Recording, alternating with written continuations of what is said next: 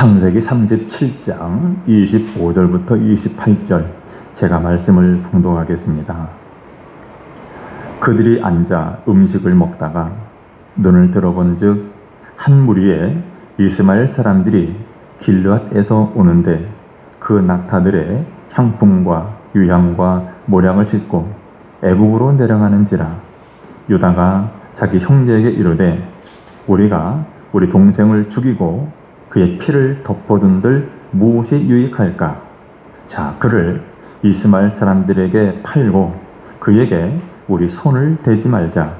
그는 우리의 동생이요 우리의 혈육이니라 하매 그의 형제들이 청종하였더라. 그때에 미디안 사람 상인들이 지나가고 있는지라. 형들이 요셉을 구덩이에서 끌어올리고 은 20에 그를 이스마엘 사람들에게 팔매 그 상인들이 요셉을 데리고 애굽으로 갔더라. 아멘. 여러분, 인생을 살아가다 보면 누구나 뜻밖의 어려움을 겪게 됩니다. 열심히 바르게 살았는데도 오해를 받거나 억울한 일을 당할 때가 있습니다. 또 누구나 편안하고 평탄한 삶을 바라지만 현실은 그렇지 않습니다. 살다 보면 예상치 못한 고난이 찾아오고 또 마음의 상처도 경험하게 됩니다. 하지만 중요한 것은 고난이 있느냐 없느냐가 아닙니다. 그 고난 앞에서 어떤 마음을 가지느냐라는 것이죠. 어려움을 어떻게 받아들이고 어떤 믿음으로 그 상황을 지나가느냐가 우리의 삶을 결정짓습니다. 피할 수 없는 고난이라면 그 안에서도 믿음을 지키며 걸어가는 태도가 더욱 중요합니다. 우리는 지난 3주간에 걸쳐서 구약의 인물 중에 아브라함과 또 이삭과 야곱에 대하여 살펴보았습니다. 이 시간에는 구약의 인물 네 번째로 고난 속에서도 믿음을 지킨 요셉의 모습을 살펴보면서 오늘 우리의 신앙을 다시 한번 점검해 보려고 합니다. 먼저 요셉은 억울한 고난을 당했습니다. 억울한 고난을 당했어요. 앞에 덮여 있는 것처럼 야곱은 4명의 아내를 두었고 그들에게서 12아들과 1명의 딸을 두었습니다. 자, 야곱은 외삼촌 라반의 집에서 라반의 딸, 둘째 딸 라헬을 사랑했습니다. 그리고 그녀와 결혼하기 위해서 7년을 열심히 일을 했습니다.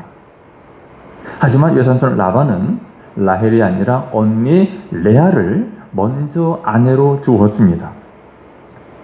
그래서 야곱은 다시 7년을 더 일했죠. 그래서 라헬과 결혼을 하게 됩니다.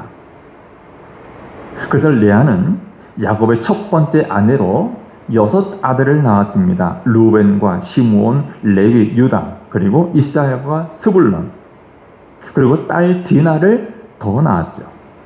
그리고 라헬은 오랫동안 아이를 낳지 못하다가 나중에 요셉과 베냐민을 낳았습니다.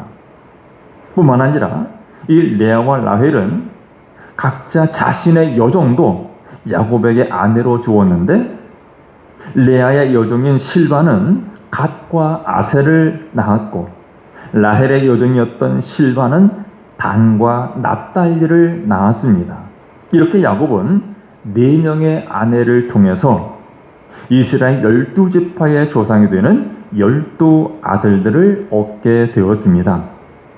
자, 그러면 오늘 살펴보는 요셉, 야곱과 요셉은 어떤 관계였을까? 창세기 37장 3절에 이렇게 말씀합니다. 요셉은 노년에 얻은 아들이므로 이스라엘, 즉 야곱이 여러 아들들보다 그를 더 사랑함으로 그를 위하여 새색 옷을 지었더니 라고 말씀합니다. 야곱은 요셉에게 새색 옷을 지어 입혔습니다. 왜 그렇습니까? 본문에 나타난 대로 야곱이 여러 아들들 가운데서 요셉을 특별히 더 사랑했기 때문입니다.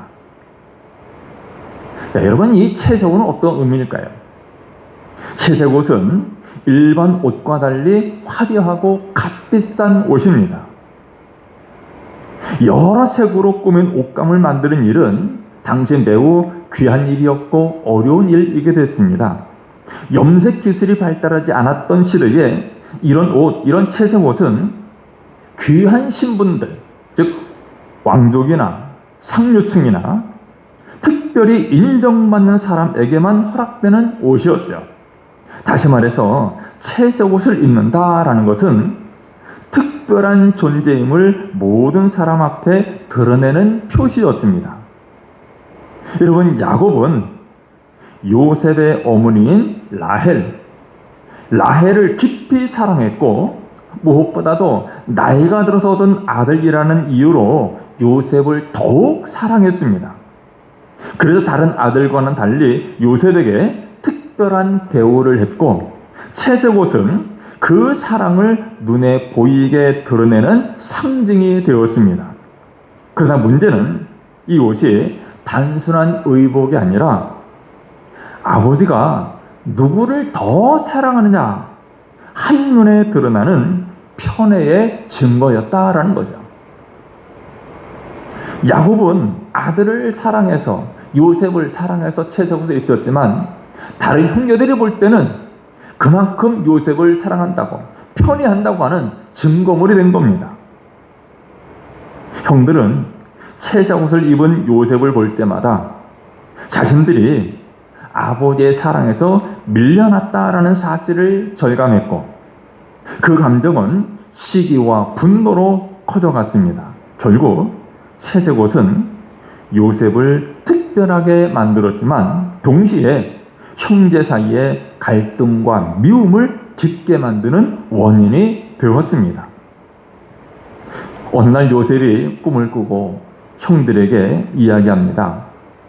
자신과 형들이 밭에서 곡식단을 묶고 있는데 형들의 단이 자기 단을 향해서 절을 했다라는 꿈 이야기죠.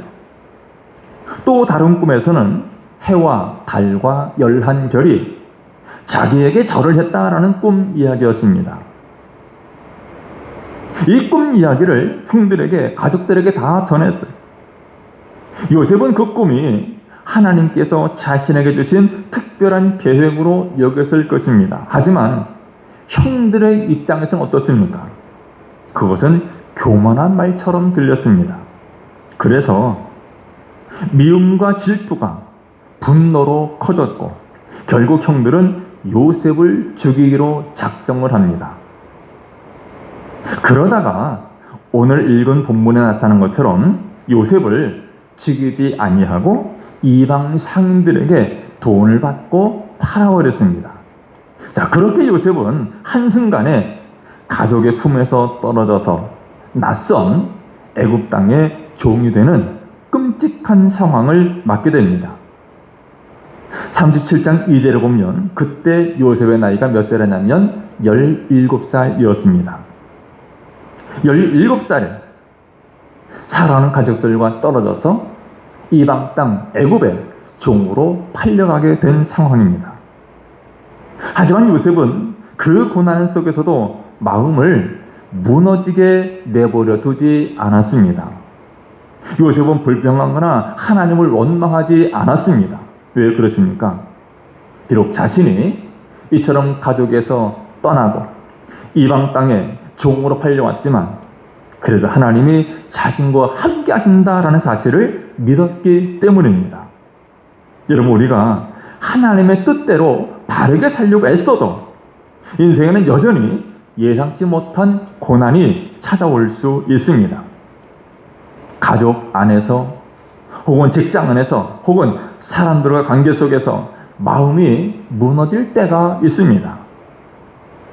나름대로 열심히 기도하고 말씀대로 살았는데도 오히려 더 억울하고 더 아픈 일을 겪을 때가 있습니다.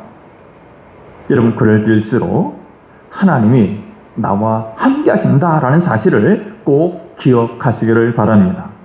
하나님은 언제나 우리와 함께 하십니다. 하나님은 우리의 억울함, 우리의 눈물, 우리의 상처 결코 헛되지 않게 하십니다. 비록 지금은 왜 이런 억울한 일을 당하는지, 왜 이렇게 눈물 흘리게 만드는지, 왜 이런 상처를 받는지 이유를 알 수 없지만 하나님은 그 고난을 통해서 우리를 다듬고 계십니다. 어쩌면 그 아픔이 다른 사람들을 위로하는 통로가 될 수도 있고, 그 아픔이 내 믿음을 더 단단하게 하는 훈련이 될 수도 있습니다. 그러므로 아직 상황이 변하지 않은 것처럼 보여도 하나님께서 지금도 우리 삶 속에서 조용히 역사하고 계심을 믿으시기를 바랍니다. 낙심하지 말고 우리 주님을 바라보면서 끝까지 믿음을 지켜 걸어가는 가운데 하나님의 선하신 인도하심을 깊이 경험하는 여러분 되시기를 우리 주님의 이름으로 축원합니다. 두 번째는 요셉은 오해와 억울함 속에서도 신실함을 지켰습니다.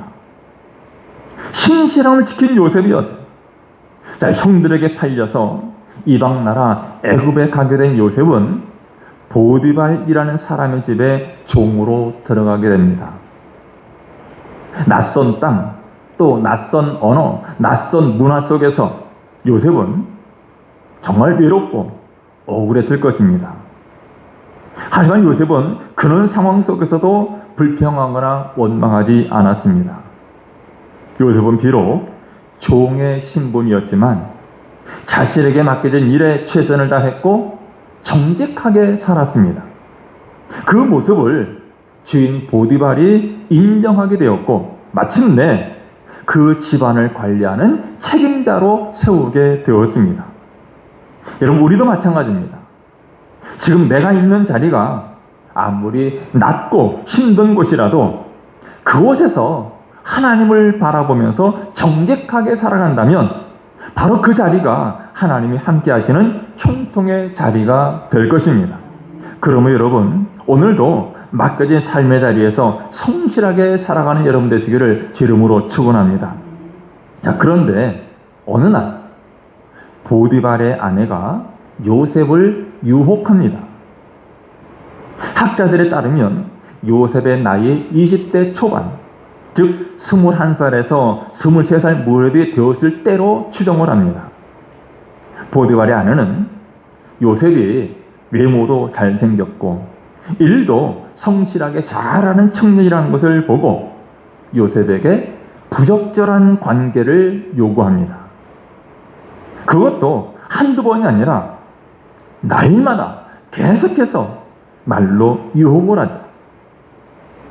하지만 요셉은 그 유혹을 단호하게 거절합니다. 왜 그렇습니까? 요셉에게 가장 중요한 것은 다른 사람들이 보느냐 보지 않느냐가 아니었죠. 비록 사람들이 보지 않아도 하나님 앞에서 정직하고 깨끗하게 사는 것이 중요했기 때문에 요셉은 그래서 보디발 장군의 아내에게 이런 말을 하죠. 내가 어찌 이 큰 악을 행하여 하나님께 죄를 지으리까? 무슨 말입니까? 보디발 장군의 아내와 부적절한 관계를 갖는 것, 이것은 단순히 주인의 아내와의 문제가 아니라 하나님께 죄를 짓는 심각한 일이라는 사실을 요셉은 분명히 알고 있었던 것입니다. 그래서 요셉은 순간의 유혹보다 하나님의 말씀을 붙들었습니다. 요셉은 잠깐의 즐거움보다도 하나님 앞에 거룩함을 선택한 것입니다. 여러분, 우리도 세상을 살아가다 보면 크고 작은 유혹 앞에 설 때가 있습니다. 그때 요셉처럼 우리는 사람보다도 하나님을 더 두려워하고 지금 현실, 지금 상황보다도 우리 믿음을 선택하는 여러분 되시기를 제 이름으로 축원합니다. 어느 날 집안에 다른 사람은 없고 요셉만 있었을 때 보디발의 아내는 요셉을 강제로 끌어당기면서 잘못된 관계를 또 시도하죠. 요셉은 그 상황에서 옷까지 벗어가면서 도망쳤습니다. 그러자 보디발의 아내는 자신이 거절당한 것에 대한 수치심과 분노를 감추기 위해서 오히려 요셉을 나쁜 사람으로 몰아갔습니다. 요셉이 두고 간 그 옷을 증거물로 삼아서 이 시부리 종이 나를 범하려고 했다, 거짓말을 했죠. 결국 보디발은 아내의 말을 그대로 믿고 요셉에게 해명할 기회도 주지 않은 채 감옥에 가두었습니다. 요셉은 아무 잘못도 없었지만 억울하게 깊은 감옥에 갇히는 큰 고통을 겪게 된 것입니다. 그러나 여러분, 요셉이 이처럼 억울하게 옥에 갇혔지만 역시 낙심하지 않았습니다. 그는 그 자리에서도 성실하게 살았습니다. 그리고 하나님께서 자기를 버리지 않는다라는 믿음을 붙들었습니다. 여러분, 우리는 하나님의 뜻대로 살기 위해서 애쓰며 성실하게 살아가지만 때로는 그 수고가 사람들에게 인정받지 못할 때가 있습니다. 오히려 이유 없는 오해를 받고 비난을 받을 때도 있습니다. 그럴 때 우리의 마음은 금세 지치고 또 서운함, 원망이 밀려올 수 있습니다. 여러분, 그러나 바로 그 순간이야말로 우리의 믿음이 참으로 시험받는 때입니다. 요셉은 억울하고 답답한 상황 속에서도 마음을 무너뜨리지 않았습니다. 감옥에 있으면서도 여전히 하나님 앞에서 바르고 성실하게 살았습니다. 그 믿음을 하나님께서 귀하게 보셨고 결국 요셉을 통해 하나님의 크신 뜻을 이루셨습니다. 여러분, 지금 여러분의 형편이 어렵고 억울하게 느껴질지라도 낙심하지 마시기를 바랍니다. 하나님은 여러분을 결코 잊지 않으십니다. 때가 되면 반드시 선한 길로 인도하실 것입니다. 그러니 어떤 상황 속에서도 믿음을 지키며 사람보다도 하나님만 바라보고 끝까지 정직함을 잃지 않는 여러분 되시기를 제 이름으로 축원합니다. 세 번째로 요셉은 하나님의 때에 총리가 되었습니다. 요셉이 이렇게 억울한 누명을 쓰고 감옥에 갇혔지만 요셉은 그곳에서도 성실하게 살았습니다. 자신에게 맡겨진 일을 책임감 있게 감당했고 주변 사람들을 따뜻하게 살폈습니다. 그런 어느 날 바로 왕을 섬기던 두 신하들, 술 맡은 관원장과 떡 굽는 관원장이 죄를 짓고 요셉이 있는 감옥에 들어오게 되죠. 그들은 어느 날 각각 이상한 꿈을 꾸고 몹시 근심에 빠졌습니다. 요셉은 그들의 얼굴빛이 평소와 다르게 어두운 것을 보게 됐습니다. 그리고 다가가서 무슨 일인가를 물었죠. 그리고 하나님께 받은 지혜로 그들의 꿈을 해석해 주었습니다. 그러면서 특별히 술 맡은 관원장에게는 복직될 것이라는 신앙 메시지를 전했죠. 3일 안에 왕이 당신을 다시 불러드릴 것이고 그리고 다시 술잔을 왕의 손에 올리게 될 것입니다. 이렇게 해석해 주었습니다. 그 말대로 3일 뒤에 바로 왕은 생일을 맞이해서 잔치를 베풀고 술 맡은 관원장을 다시 그의 자리로 복직시켰습니다. 이때 요셉은 그 관원장에게 한 가지 간절한 부탁을 합니다. 만일 당신이 복직되거든 내 사정을 바로에게 알려서 감옥에서 나를 건져주십시오. 저는 억울하게 갇힌 사람입니다. 그에게 간절히 부탁을 했어요. 하지만 안타깝게도 복직된 이 관원장 요셉을 까맣게 잊어버립니다. 여러분, 그러나 하나님은 요셉을 잊지 않으셨습니다. 2년 후에 바로가 이상한 꿈을 꾸었습니다. 그런데 아무도 그 꿈, 그 뜻을 풀어주지 못했습니다. 그제야 술 맡은 관원장이 요셉을 기억해냅니다. 그리고 왕에게 말하죠. 제가 감옥에 있을 때 어떤 시부리 청년이 제 꿈을 해석해 주었는데 그 해석이 그대로 되었습니다. 그 말을 들은 바로는 요셉을 급히 불러오게 했고 역시 요셉은 하나님의 지혜로 왕의 꿈을 해석합니다. 그리고 하루아침에 감옥의 죄수였던 그가 애굽의 총리로 높임을 받게 되었습니다. 여러분, 하나님은 언제나 가장 정확한 시간에 일하시는 분이십니다. 우리가 보기에는 늦은 것 같아도 하나님의 때는 결코 늦지 않습니다.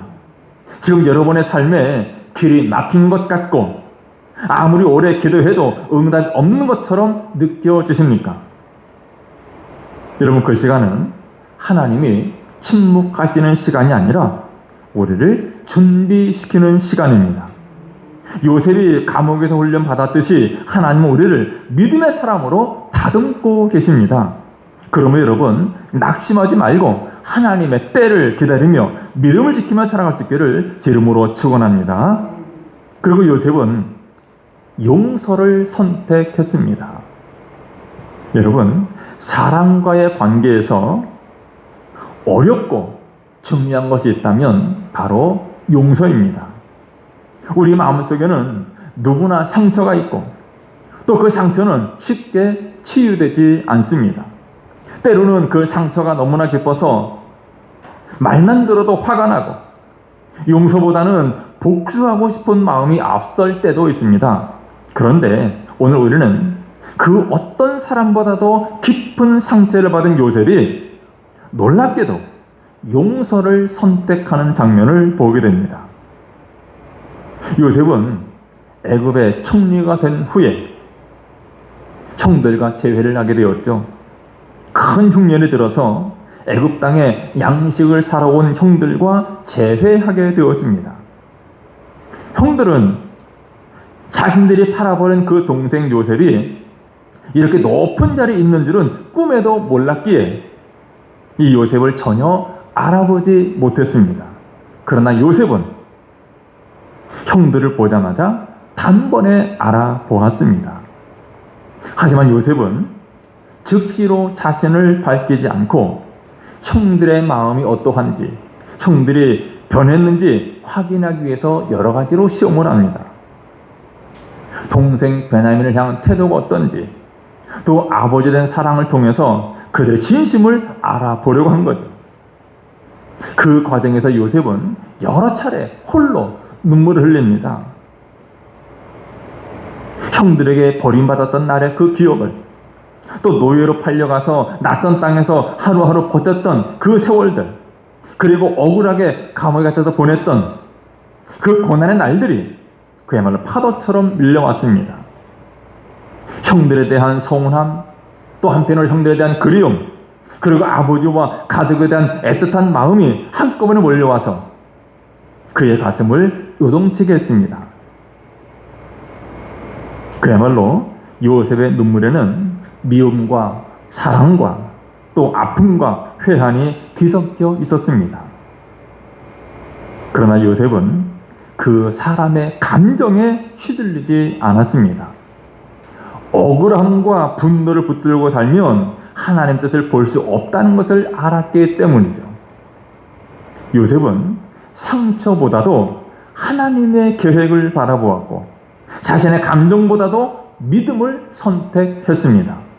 그래서 결국 요셉은 복수가 아니라 용서를 선택했습니다. 마침내 요셉의 정체가 드러났을 때 형들은 두려움에 떨었습니다. 과거 자신들이 요셉에게 저질렀던 그 죄가 이제는 벌이 되어서 돌아올까봐 겁이 났던 거죠. 그때 요셉은 형들을 향해 이렇게 말합니다. 창세기 50장 19절 20절에 두려워하지 마소서, 내가 하나님을 대신하리이까. 당신들은 나를 헤아려 하였으나 하나님 그것을 선으로 바꿔서 오늘과 같이 많은 백성의 생명을 구원하게 하시려 하셨나니. 두려워하지 말라고 오히려 위로합니다. 요셉은 자신의 상처를 준 형들 직접 심판하려고 하지 않았습니다. 그런 모든 판단을 하나님의 손에 맡기고 자신은 용서하는 통로가 되기를 선택했습니다. 그는 과거의 아픈 기억 속에 머무르지 않았습니다. 오히려 그 고통의 과정을 통해 하나님이 어떤 놀라운 일을 이루셨는지를 깊이 바라보았습니다.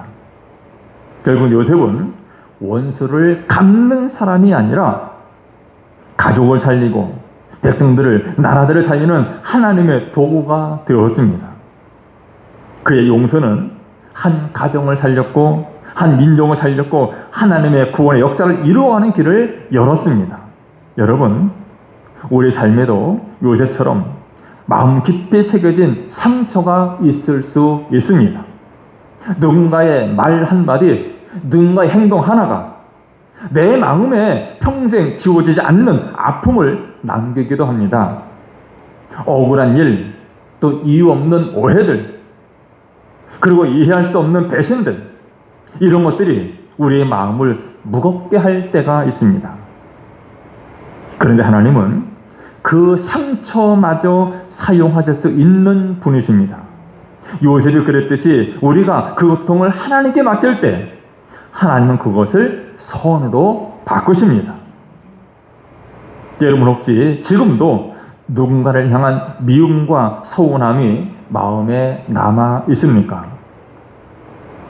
그 미움, 그 서운함, 그 감정을 붙들고 살면 나도 자유롭지 못하고 하나님의 은혜도 온전히 누릴 수가 없습니다. 오늘 하나님은 우리에게 이렇게 말씀하십니다. 내가 너를 용서한 것처럼 너도 용서해라. 여러분, 용서는 상대가 잘했기 때문에 하는 것이 아니라 하나님께서 나를 먼저 용서하셨기 때문에 하는 것입니다. 혹시 지금 여러분 마음속에 떠오르는 얼굴이 있습니까?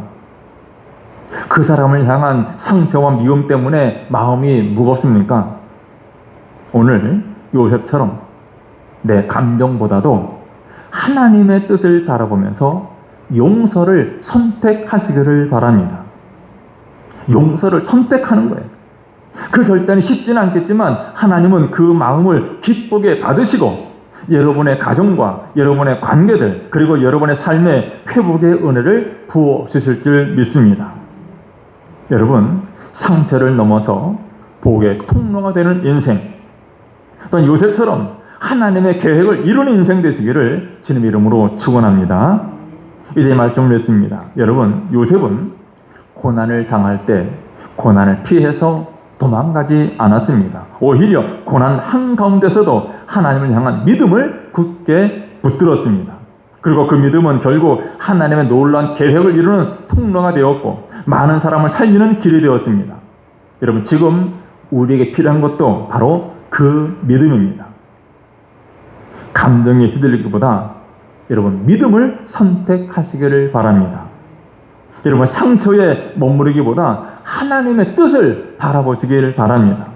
하나님은 어떤 자리에서든 신실함을 지키는 사람, 억울함 속에서도 용서를 선택하는 사람, 그리고 하나님의 때를 기다리며 흔들리지 않는 믿음의 사람을 통해서 하나님 놀라운 일을 이루어 가십니다. 여러분, 눈에 보이는 현실보다도 하나님의 뜻을 따르고 고난 속에서도 끝까지 믿음을 지키는 여러분 되시기를 우리 주의 이름으로 축원합니다. 기도하겠습니다.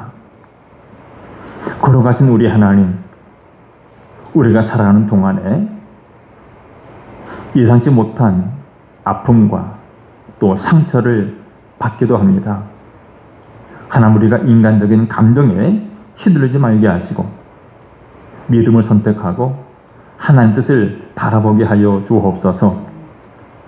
어떤 자리에서도 어떤 억울함 속에서도 신실함을 지키게 하시고 용서를 선택하게 해 주옵소서. 그래서 하나님의 뜻을 따르고 끝까지 믿음을 지킴으로 하나님의 영광을 드러내고 우리 주님의 선하신 도구로 쓰임받는 생애가 되게 해 주옵소서. 예수님의 이름으로 기도드리옵나이다. 아멘.